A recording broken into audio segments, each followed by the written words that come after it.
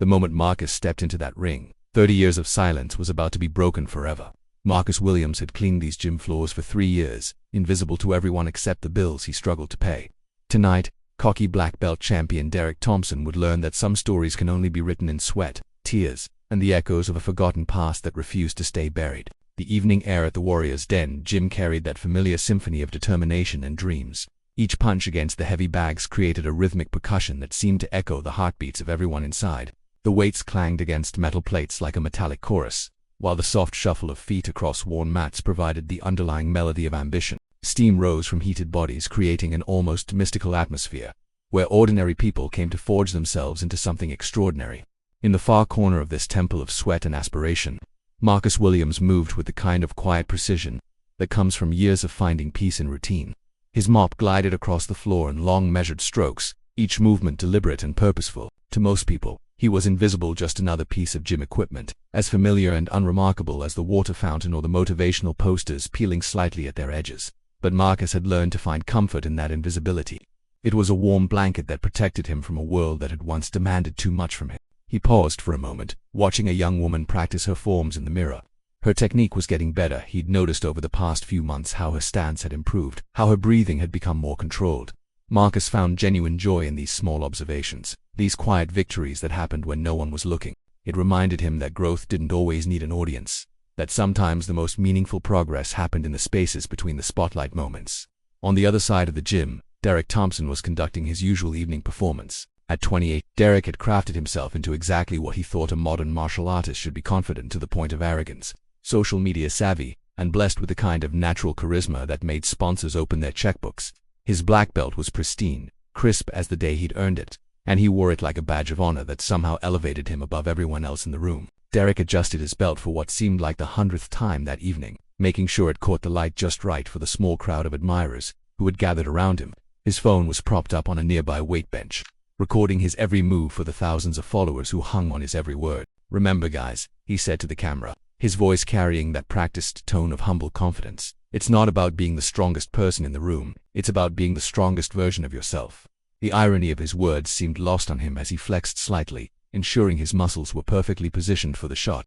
Marcus had watched this routine play out countless times over the past 3 years. He'd seen Derek's genuine moments, two of the rare instances when the cameras were unrolling and the young man's mask slipped just enough to reveal someone who was still searching for his true self beneath all the performance. In those moments, Marcus felt something almost like sympathy for Derek. The young fighter reminded him of someone he used to know, someone who had also confused attention with achievement, validation with victory. The evening crowd was typical for a Thursday night. There was Sarah, the accountant who came in after work to release the stress of dealing with difficult clients all day. Her punches against the heavy bag were fierce but therapeutic, each strike carrying away a little more of the day's frustrations. Near the free weights, Miguel was working on his deadlifts, preparing for a powerlifting competition that his entire family was planning to attend. His grandmother had already started cooking for the celebration dinner, confident in her grandson's success in a way that both motivated and terrified him. In the corner where the newer students practiced, Emma was working through her first month of training.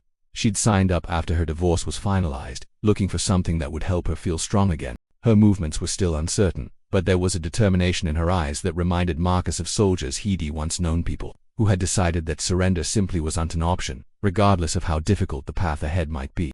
These were the stories that Marcus treasured, the human dramas that played out quietly while Derek commanded attention with his grand gestures and carefully crafted social media content.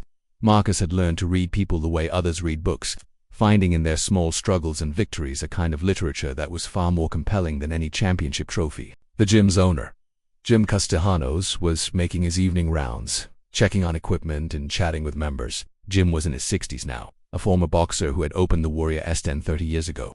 With dreams of creating more than just a gym, he wanted to build a community. Over the decades, he'd watched thousands of people walk through his doors, each carrying their own hopes and fears, their own reasons for wanting to become stronger. Jim had always been kind to Marcus, treating him with the same respect he showed his paying members.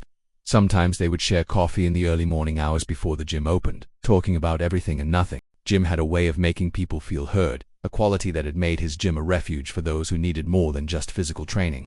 Marcus appreciated that Jim never pried, never asked questions about the past that Marcus clearly preferred to keep buried. Some friendships were built on shared stories, others were built on shared silences, and both could be equally valuable. As the evening progressed, Derek's performance grew more elaborate. He was demonstrating a complex combination to his followers, his movements sharp and technically precise. There was no denying his skill. Derek was a legitimate martial artist with real ability. But Marcus could see the subtle ways that Derek's technique prioritized flash over substance, style over effectiveness. It was the difference between fighting for cameras and fighting for survival, a distinction that Derek had never needed to learn. You see how I chamber the kick here?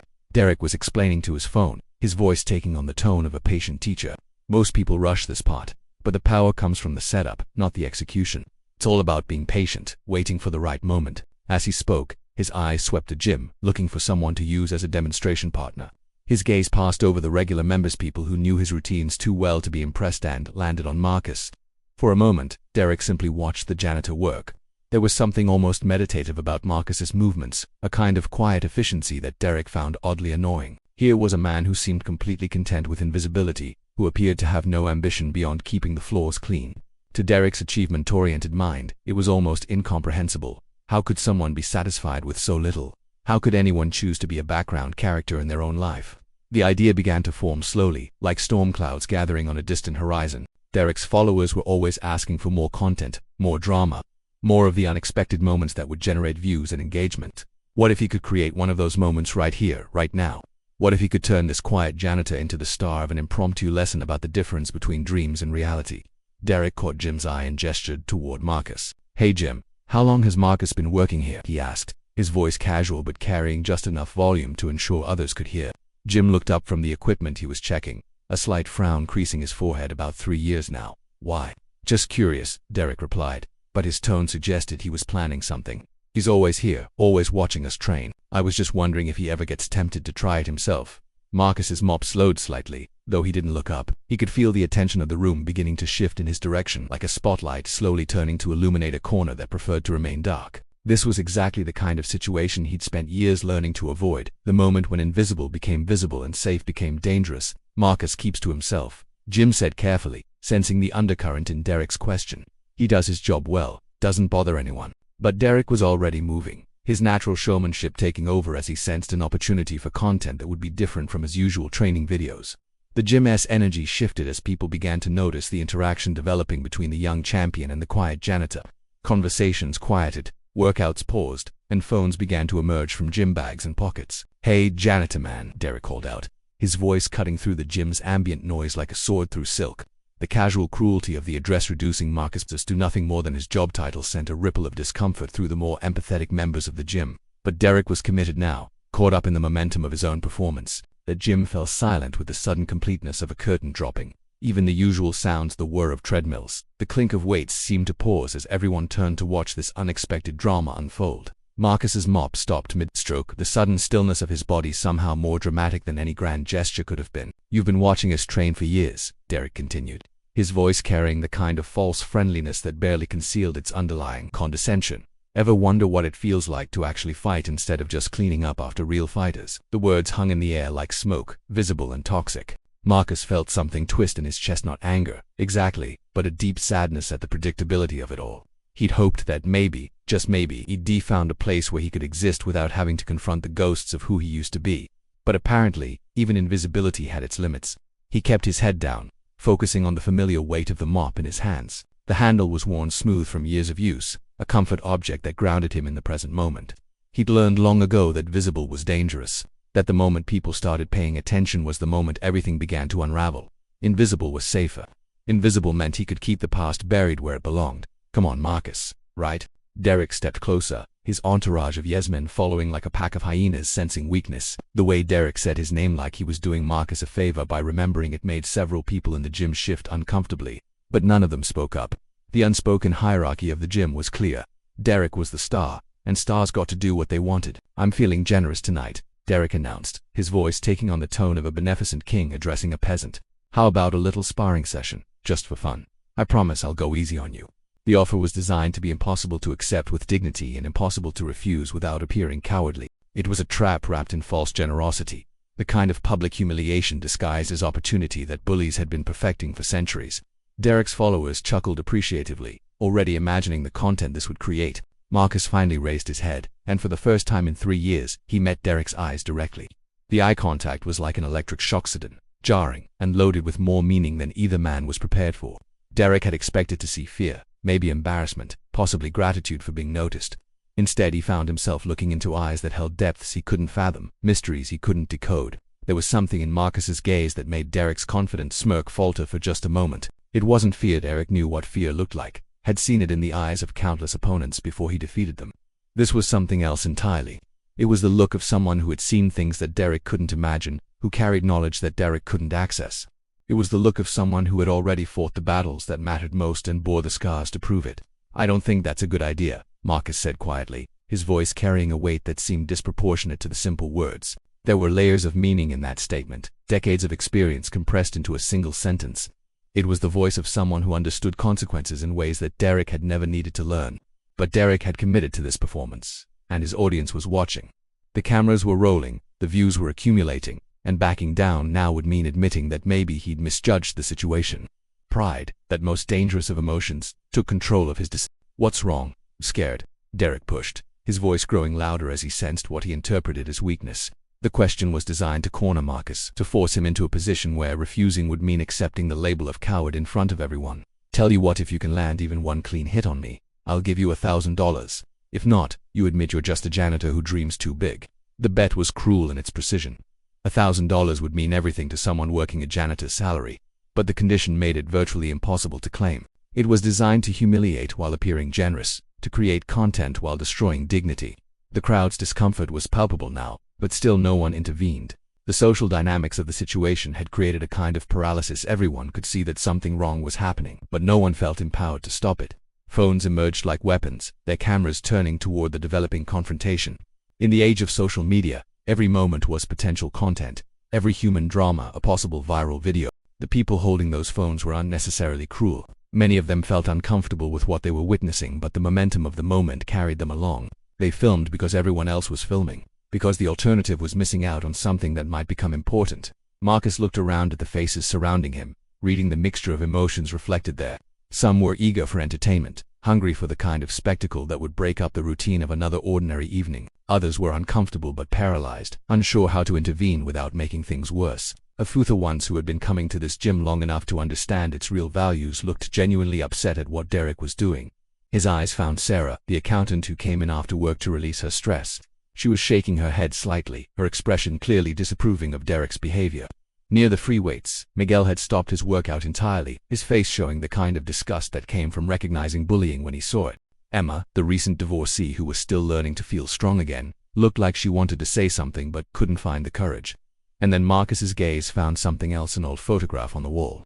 Partially obscured by newer pictures of Derek's victories and the gym's recent achievements, it was a faded image, the colors slightly washed out by years of exposure to the gym's bright lights. In it, a younger man in military fatigues stood holding a championship belt, his smile wide and proud and untouched by the shadows that would later define his life. The man in the photograph had a different name back then. He had been someone who believed in his own invincibility, someone who thought that strength meant never backing down, never showing weakness, never admitting that there might be battles not worth fighting. That man had learned the hardest possible lessons about the difference between courage and foolishness, between strength and stubbornness. Marcus stared at that photograph for a long moment, feeling the weight of 30 years pressing down on him like a physical force. That young soldier had been so certain of everything, certain that he was invincible, certain that his cause was just, certain that violence could solve problems that required wisdom. The intervening decades had taught him that certainty was often just ignorance wearing a confident mask. But sometimes, even the most carefully buried past refused to stay dead. Sometimes the ghosts demanded to be acknowledged, even when doing so risked everything you'd built in the years since. Marcus could feel something stirring deep inside him, something that had been sleeping for so long he'd almost convinced himself it was gone forever. He set down his mop with movements that were somehow both reluctant and inevitable. The simple act felt momentous, like crossing a bridge that could never be uncrossed. His work apron came off slowly, each tie and buckle removed with the deliberate care of someone preparing for a ritual. "Just one round," Marcus said softly, his voice barely audible over the sudden silence that had fallen over the gym. "And when it's over, we never speak of this again." The words carried the weight of prophecy, though no one in the room understood why. Derek's grin widened as he interpreted Marcus's capitulation as validation of his superiority. He had no idea that he'd just challenged forces he couldn't comprehend, awakened something that had been deliberately put to sleep 3 decades ago. The transformation in Marcus was subtle but unmistakable to anyone who knew how to look. His posture shifted almost imperceptibly, his breathing changed rhythm, and something in his eyes went from resigned sadness to focused intensity. It was like watching a sleeping lion remember what it meant to hunt. Jim Castellanos felt a chill run down his spine as he watched Marcus prepare to enter what would serve as their makeshift ring. There was something familiar about the way the janitor moved, something that tickled the edges of memory like a half-remembered dream, but the feeling was too vague to pin down, too distant to trust. Derek began his usual pre-fight routine, stretching and shadowboxing for the cameras, his movements sharp and technically precise. He was genuinely skilled, there was no denying that, but his technique was designed for competition, for rules and referees and safety equipment. It was martial arts as sport, refined and civilized and ultimately safe. Marcus simply stood still, his hands at his sides, his breathing deep and controlled. He wasn't preparing for a fight in any way that the crowd recognized. Instead, he seemed to be reaching deep inside himself, accessing something that had been locked away for reasons they couldn't understand. The contrast between the two men was striking. Derek was youth and confidence in modern technique, all flash and precision and controlled aggression. Marcus was something else entirely, quiet in a way that suggested depth rather than emptiness, still in a way that implied coiled potential rather than passivity. As the two men faced each other in the center of the gym's main floor, the crowd pressed closer, phones held high to capture whatever was about to unfold. The atmosphere was electric with anticipation, but also heavy with an undercurrent of unease that no one could quite name. Derek bounced on his toes, showing off for the cameras one final time. "Remember, folks," he announced to his recording phone, "this is just for fun. I'm going to take it easy on Marcus here. No need to hurt the guy." The condescension in his voice was thick enough to cut with a knife, and Marcus closed his eyes for just a moment, centering himself in a way that had nothing to do with the martial arts that Derek practiced and everything to do with experiences that Derek couldn't imagine. When Marcus opened his eyes again, Derek Thompson was about to learn that there were different kinds of fighters in the world, and that sometimes the most dangerous ones were the ones who had chosen to stop fighting altogether. The gym remained suspended in that peculiar kind of silence that follows profound revelation, like the moment after thunder when the air itself seems to hold its breath. Everyone stood frozen in their own personal tableau, processing not just what they had witnessed, but what it meant for their understanding of the world around them. The fluorescent lights hummed their usual tune, but even that familiar sound seemed different now, charged with the weight of truth that had been spoken into existence. Derek stood in the center of what had been their makeshift ring, his pristine championship belt suddenly feeling foreign around his waist. The leather that had once felt like a badge of honor now seemed to mock him with its weight. He could feel the eyes of everyone in the gym on him, but not with the admiration he was accustomed to. There was something else in their gazes, now a mixture of pity, disappointment, and perhaps most crushing of all, a newfound understanding of who he really was beneath all the carefully constructed bravado. Sarah, still standing near the heavy bags where she'd been working out when this all began, felt her heart breaking a little as she watched Derek's world crumble in real time. She recognized the look on his face. It was the same expression she'd worn when she'd realized that all her professional achievements could unfill the emptiness she felt inside. The same look her grandfather had carried when he finally talked about the war and admitted that all his medals couldn't bring back the friends he'd lost. I didn't know," Derek stammered, his voice barely recognizable from the confident tone he'd used just minutes earlier. The words came out broken, hesitant, like someone learning to speak after a long illness. His usual swagger had evaporated completely, leaving behind something raw and vulnerable that most people in the gym had never seen before. Marcus shook his head gently, and there was no triumph in the gesture, no satisfaction at having proven his point. Instead, there was something that looked almost like grief, the sadness of someone who recognized a younger version of himself in Derek's pain and wished he could have prevented it. "You didn't want to know," Marcus corrected, his voice carrying the patient tone of a teacher rather than the harsh judgment of a conqueror. There was no malice in his words, no cruelty, just the simple stating of a truth that needed to be acknowledged before healing could begin. "You saw a janitor and decided that was all I could ever be. You saw someone you thought was beneath you and decided to make a show of it." The words hit Derek like physical blows, not because they were delivered with venom, but because they were delivered with such gentle accuracy. Marcus wasn't attacking him, he was holding up a mirror and asking Derek to look at his own reflection honestly for perhaps the first time in years. Emma wiped tears from her eyes as she listened, remembering her own journey of self-discovery after her divorce. She understood what it felt like to realize that the person you thought you were wasn't real, that the image you deconstructed was just a house of cards waiting for the right wind to blow it down. The kindness in Marcus's voice reminded her of her therapist who had helped her see her own flaws, without making her feel worthless because of them. Miguel found himself thinking about his younger brother, who had gotten caught up with the wrong crowd in high school and developed an attitude problem that had nearly landed him in serious trouble. The turning point had come when their grandfather sat Miguel's brother down and, instead of yelling or punishing him, simply asked, "Mijo, is this who you want to be?" Sometimes the most powerful interventions came wrapped in gentleness rather than force. Marcus walked to the edge of their improvised ring, his movements still carrying that otherworldly grace that had so mesmerized the crowd during the brief sparring match. but now that grace seemed less like a weapon and more like a form of meditation in motion, each step deliberate and peaceful. "I clean these floors because it keeps me humble," Marcus said, his voice carrying easily through the silent gym. "I stay invisible because I learned the hard way that being seen, being celebrated, being called a champion, none of that matters if you do I not know who you are when the lights go out." Jim Castellanos, still processing the revelation that his quiet janitor was a legendary fighter, felt a chill run down his spine at those words. He thought about his own journey as a gym owner, how easy it had been to get caught up in the business side of things, the social media presence, the need to compete with other gyms. When was the last time he'd really connected with his members as human beings rather than as sources of revenue? Marcus picked up his mop again, and the simple action seemed to ground everyone in the room. The familiar implement looked different in his hands, now not like a symbol of subservience but like a tool of choice, a deliberate embrace of humility over ego. The way he held it suggested that this wasn't about accepting a lesser role in life, but about finding meaning in service to others.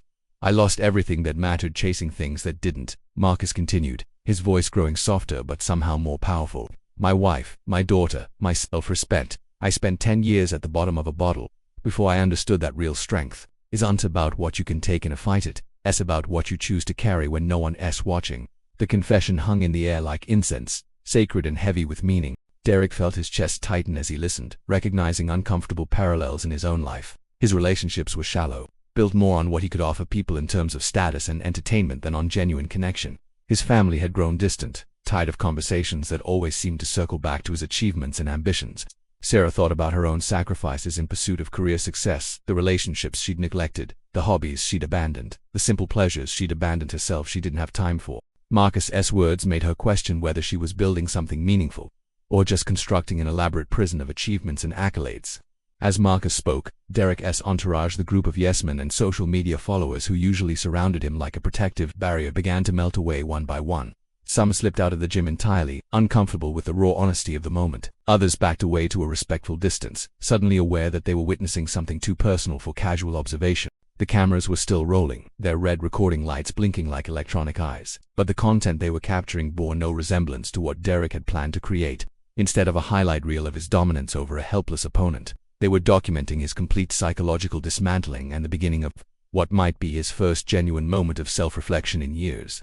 Derek looked around at the faces still present in the gym, not his usual crowd of admirers, but the regular members who came here for their own reasons, their own journeys of self-improvement. He saw understanding in some of their expressions, compassion in others, and something that might have been hope in a few. For the first time, he was seeing these people not as an audience for his performances, but as fellow human beings on their own complicated paths. "Teach me," Derek said suddenly, the words tumbling out before he could second-guess them. His voice was small and sincere in a way that surprised even him. "Not how to fight, I know how to fight. Teach me how to be, how to be like you." The request hung in the air like a prayer, vulnerable and desperate and completely without the ego that had characterized everything Derek had said that evening. It was the voice of someone who had just realized that everything he thought he knew about strength and success might be wrong, and who was willing to start over from the beginning if necessary. Marcus paused in his mopping, the rhythmic motion stopping as he considered Derek's words. The silence stretched long enough for everyone to feel the weight of the moment, the sense that something significant was being decided. When Marcus finally spoke, his voice carried the warmth of someone who remembered what it felt like to be lost and was willing to help another person find their way. "Being like me means accepting that you'll make mistakes that will haunt you forever," Marcus said, his eyes meeting Derek's with gentle directness. "It means getting up every day and choosing to be better than you were, especially when no one's watching. It means understanding that the person you were yesterday doesn't have to be the person you are today." Emma felt fresh tears spring to her eyes at those words. They reminded her of her own therapist's guidance during the darkest days after her divorce, when she couldn't imagine ever feeling whole again. The idea that transformation was possible, that past mistakes didn't have to define future choices, had been a lifeline when she desperately needed one. Miguel nodded unconsciously as he listened, thinking about his own journey from angry teenager to responsible adult. The path hadn't been straight or easy, and there had been plenty of setbacks along the way. But the older he got, the more he understood that growth was a daily choice rather than a one-time achievement. Marcus resumed his cleaning, the familiar swish of the mop against the floor creating a meditative rhythm that seemed to calm everyone in the vicinity. The sound was soothing, grounding, a reminder that some of life's most important work happened quietly and without fanfare. "If you want to learn that," Marcus continued, "then show up tomorrow at 5 a.m. We'll start by cleaning the gym together. Real champions know that the work nobody sees is the work that matters most." The invitation was simple but profound, offering Derek a chance to rebuild himself from the ground up. It wasn't about fighting techniques or competition strategies, it was about fundamentally changing his relationship with work, with service, with the kind of person he wanted to be when no one was watching. Derek nodded eagerly, his usual confidence replaced by something that looked almost like gratitude. For the first time in years, someone was offering to teach him something that couldn't be measured in trophies or social media likes. The prospect was both terrifying and exhilarating. As the crowd slowly began to disperse, conversations starting up in hushed, reverent tones. The atmosphere in the gym felt different than it had at the beginning of the evening. People weren't just leaving, they were processing, thinking about their own relationships with achievement and identity, their own understanding of what it meant to be strong. Sarah packed up her gym bag slowly, her mind racing with thoughts about her own life choices. She made a mental note to call her sister, whom she'd been meaning to visit for months, but had been too busy with work to prioritize. Maybe it was time to remember that success meant more than just climbing the corporate ladder. Miguel finished his workout with a different perspective on his upcoming powerlifting competition. The event was still important to him, but now he found himself thinking more about the training process itself, the daily discipline and commitment that had gotten him this far. Perhaps the real victory was in the journey rather than the destination. Emma gathered her things with a sense of quiet revelation. She'd come to the gym that evening feeling frustrated with her progress, questioning whether she was strong enough to rebuild her life after her divorce. Watching Marcus's quiet dignity and Derek's vulnerable request for guidance reminded her that strength came in many forms, and that the most important battles were often fought in private moments of choice and commitment. Derek remained in the center of the gym long after most people had left, staring down at his reflection in the newly cleaned floors. The polished surface acted like a mirror, showing him not just his physical appearance but somehow revealing aspects of his character that he'd been avoiding for years. The man looking back at him seemed smaller somehow, less impressive without the audience and the performance that usually defined his identity. For the first time in years, he didn't like what he saw. But unlike previous moments of self-doubt that he'd quickly buried under renewed bravado, this time he found himself sitting with the discomfort, examining it, trying to understand what it meant and what he might do about it. The championship belt around his waist felt heavier than it ever had, but not with the weight of achievement. Instead, it felt like a burden, a reminder of all the things he'd prioritized over genuine human connection and personal growth. He found himself wondering who he might have become if he'd spent as much time working on his character as he had on his fighting technique. Meanwhile, Marcus continued his evening routine, finishing the cleaning tasks that had been interrupted by Derek's challenge. But his movements seemed lighter now, as if sharing his story had lifted some invisible weight from his shoulders. He'd been carrying the burden of his past alone for 30 years, and while he hadn't planned to reveal it tonight, there was something liberating about no longer having to hide. As he worked, Marcus found himself thinking about the people who had listened to his story with such attention and compassion. Each face in the crowd had reflected their own struggles and victories, their own complicated relationships with success and failure. It reminded him that everyone was fighting battles that others couldn't see, carrying burdens that weren't visible from the outside. Meanwhile, Marcus continued his evening routine, finishing the cleaning tasks that had been interrupted by Derek's challenge. But his movements seemed lighter now, as if sharing his story had lifted some invisible weight from his shoulders. He'd been carrying the burden of his past alone for 30 years, and while he hadn't planned to reveal it tonight, there was something liberating about no longer having to hide. As he worked, Marcus found himself thinking about the people who had listened to his story with such attention and compassion. Each face in the crowd had reflected their own struggles and victories, their own complicated relationships with success and failure. It reminded him that everyone was fighting battles that others couldn't see, carrying burdens that weren't visible from the outside. He paused in his work to straighten that old faded photograph on the wall. The image of his younger self holding a championship belt with pride and confidence and complete ignorance of what lay ahead. The action wasn't born of nostalgia or regret, but of acceptance.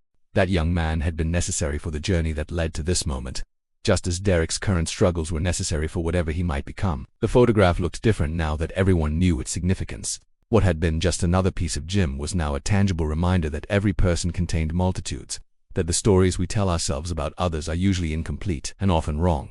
Jim Castellanos locked up the gym that night with a different understanding of the community he'd built. He'd always been proud of the Warrior's Den as a place where people could improve their physical fitness and learn self-defense. But tonight had shown him that his gym was also a place where people could discover things about themselves and each other that went far deeper than physical strength. As he drove home, Jim found himself thinking about his own journey from young boxer to gym owner. The compromises he'd made along the way, the dreams he'd abandoned and the new ones he'd discovered. Marcus's story reminded him that it was never too late to change course, never too late to choose growth over comfort, service over self-interest. The next morning arrived with the crisp clarity that sometimes follows significant events, as if the world itself had been washed clean by truth-telling at exactly 5 a.m., while most of the city still slept. Derek Thompson stood outside the warrior's den waiting for Marcus to arrive. He'd barely slept, his mind churning with everything that had happened and everything that might happen next. Derek had arrived 15 minutes early, partly from nervousness and partly from a genuine desire to show respect for the opportunity he'd been given. He'd left his championship belt at home, traded his pristine GI for simple work clothes, and spent the previous evening researching everything he could find about Marcus the Ghost Williams online. The internet had revealed fragments of a legendary career underground fighting circuits, where Marcus had been undefeated, stories of techniques so subtle they seemed like magic, testimonials from other fighters who spoke of him with a reverence usually reserved for mythical figures. But what struck Derek most were the accounts of Marcus's character outside the ring, his refusal to take easy money, his loyalty to friends, his quiet generosity to people who needed help. When Marcus arrived, carrying a large ring of keys and moving with that same fluid grace Derek had witnessed the night before, he smiled at finding Derek already waiting. It wasn't a smile of surprise, but of quiet satisfaction, as if he'd hoped for this outcome but hadn't wanted to assume it. "Good morning, Derek," Marcus said simply, unlocking the gym's front door ready to start learning. Derek nodded, following Marcus inside. The gym looked different in the pre-dawn light filtering through the windows, quieter, more contemplative, stripped of the energy and ego that usually filled it during peak hours. It felt like a sacred space, a temple where real transformation might be possible. Marcus handed Derek a mop, and the simple exchange felt momentous. The cleaning implement wasn't just a tool, it was a symbol of service, of choosing to contribute rather than just consume, of finding meaning in work that others might consider beneath them. "We'll start with the floors," Marcus said, demonstrating the proper technique with movements that were somehow both efficient and meditative. "But first, let me ask you something. Why do you think I chose janitorial work when I could have done anything else?" Derek considered the question as he awkwardly maneuvered his mop, trying to match Marcus's graceful rhythm. To stay humble, he ventured, "That's part of it," Marcus agreed. "But there's more. When you clean something, you're taking care of it. You're contributing to an environment where other people can pursue their goals and dreams. You're serving something larger than yourself without needing recognition or reward." As they worked side by side, Derek began to understand that this wasn't just about learning humility, it was about learning to find satisfaction in contribution rather than domination, in building others up rather than tearing them down. The mop in his hands felt strange at first, but gradually he began to appreciate the meditative quality of the work, the way it cleared his mind and grounded him in the present moment. "Tell me about your family," Marcus said as they worked. "Do you have people who matter to you?" The question caught Derek off guard. He was accustomed to conversations about his achievements, his training regimen, his plans for future competitions. No one had asked him about his relationships in a long time. "My parents," Derek said slowly. They've always supported my fighting. It came to my matches, helped pay for training." He paused, realizing how superficial that sounded. "But we don't really talk much anymore. They think I've changed since I got successful." Marcus nodded understandingly. Success can be isolating if we're not careful. When people start treating you differently because of what you've accomplished, it's easy to forget who you were before the achievements. "What do you miss most about the person you used to be?" The question hit Derek like a physical blow, not because it was harsh, but because it forced him to acknowledge losses he'd been ignoring. He stopped mopping, leaning on the handle as he tried to formulate an answer. "I used to laugh more," he said finally. "I used to enjoy things just for the sake of enjoying them, not because they might help my career or look good on social media. I used to care about my friends' problems, not just wait for my turn to talk about my own stuff." Marcus smiled, and there was something almost paternal in the expression. "Those parts of you aren't gone, Derek. They're just buried under expectations and performance anxiety. Part of learning to be strong in the way that matters is learning to dig those parts back up." As the morning progressed and they continued their work together, Derek found himself opening up in ways he hadn't in years. Marcus had a gift for asking the right questions, for creating space where honest conversation could flourish. There was no judgment in his listening, no agenda beyond understanding and helping. "I've been thinking about what you said yesterday," Derek admitted as they moved to cleaning the mirrors, "about losing everything that mattered while chasing things that didn't. I think I'm already starting down that path." Marcus paused in his work, giving Derek his full attention. "What makes you say that?" "My girlfriend broke up with me last month," Derek said, the words coming out in a rush. "She said I was more in love with my image than I was with her. And my best friend from high school, we have UNT talked in over a year because I kept canceling plans whenever something came up for my career. I used to have this big group of friends, and now it's just people who want something from me or want to be seen with me." The confession hung in the air between them, raw and honest. Marcus set down his cleaning supplies and turned to face Derek fully, his expression compassionate but not pitying. "Recovery is possible," Marcus said simply. "Relationships can be rebuilt if both people are willing to do the work, but it starts with being honest about who you've become and making a commitment to being someone different going forward." Derek nodded, feeling both overwhelmed by the magnitude of the changes he needed to make and hopeful that change was actually possible. How long did it take you to become this version of yourself? Marcus chuckled softly. I'm still becoming Derek. That's the thing about real growth, it never stops. You don't reach a point where you've figured it all out and can coast. Every day you wake up and choose again who you want to be. As they finished their cleaning and prepared to open the gym for the day's regular members, Derek felt something he had experienced in years: genuine contentment with work that had nothing to do with personal glory. The floors gleamed under their careful attention, the equipment was perfectly arranged, and the entire space felt ready to serve the people who would walk through the doors seeking their own forms of strength and growth. Same time tomorrow? Marcus asked as they put away their cleaning supplies. Yes, Derek said without hesitation. And Marcus, thank you for giving me a chance to learn how to be better. Marcus smiled, that gentle smile that had become familiar over the course of their morning together. We're all just walking each other home. Derek, sometimes the most important victories happen not in the ring, but in the quiet moments when we choose to lift others up instead of tearing them down.